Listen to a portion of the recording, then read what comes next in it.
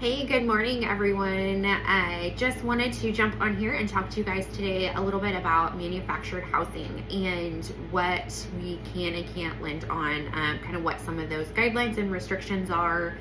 Um, we also got some good news this week, and RD or USDA is going to start allowing people to use their zero down financing in rural areas on manufactured housing here in Kansas.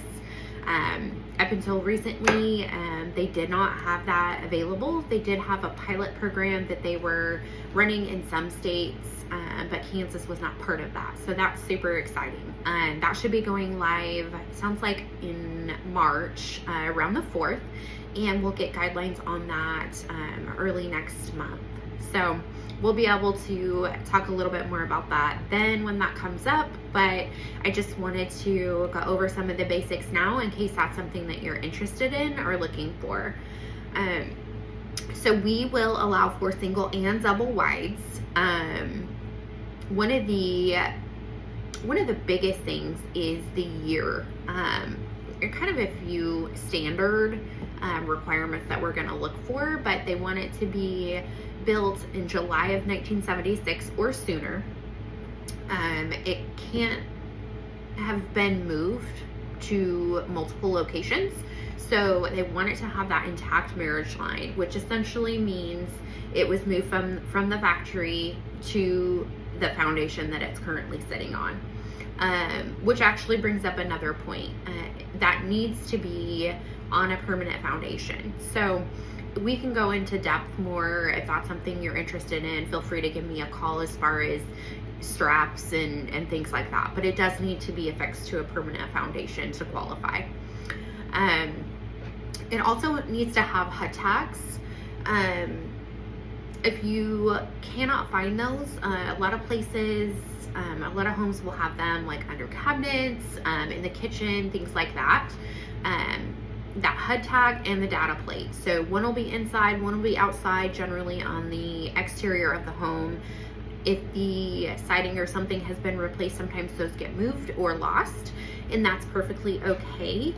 That's just something that you want to look for and see if you can find, maybe find the serial number or something like that. And if you are missing some of those items, you can always go to the IBTS website and order those. As a seller, as a realtor, those are things that you can look at ahead of time to try to make sure that if you're selling a property and it has a mobile home or manufactured home, that it is lendable for the buyers and what type of financing that would qualify for. Just go to ibts.com. You can look that up. It'll give you prices for each of those items, and you can even get those at a rush, so within a couple of days.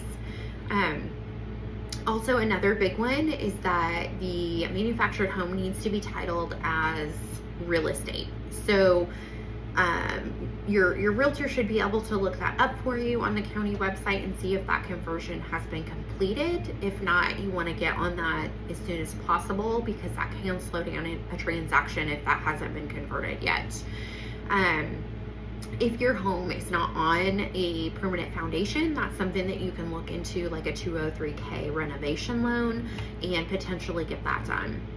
Or if you're looking for something that is brand new, maybe it, still at the factory, you want to look at some blueprints. We do have some builders and dealers here in Kansas and surrounding states, so that's something we can look at as well, for our one-time closes and the builds for manufactured homes.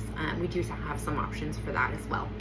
So anyway, that's just a quick snapshot. If you have any questions, feel free to give me a call, and I will put my contact information in the comments. Thank you, and have a great day.